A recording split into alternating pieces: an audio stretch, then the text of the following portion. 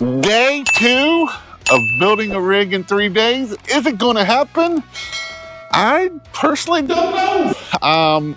We had ordered some stuff. It didn't get shipped. We had tried to get it overnighted. It didn't get shipped overnighted. And so now we are on the thing of, can we get this thing completely up and running in 3 days before I have to leave on Wednesday?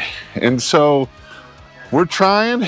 We talked to the owner of the company. They're going to actually send it to us today, supposedly, and we're going to get it overnight tomorrow.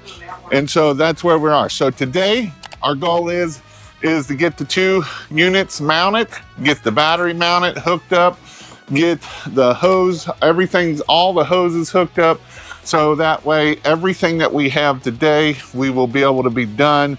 And hopefully by tomorrow, we'll be able to get everything else in here and done. So that is our goal today. We're gonna have the pressure washer done. We gotta mount this little tank. We got to drill all our holes into the big tank, into the little tank. And so that is our day. We got Tyler here that came up. He took action. I put it out that, hey, if you want to come and help us build a rig, come on. And he did. He actually reached out to me on YouTube channel. He called Rick. Rick said, come on. And so we actually got another set of hands here of him learning and us getting it done with our pressure washing rig. So that's kind of where we are on day 2 of building this rig. Again, day 1, just to recap, we got all of these put in. We got the tank put in. We got the other tank put in.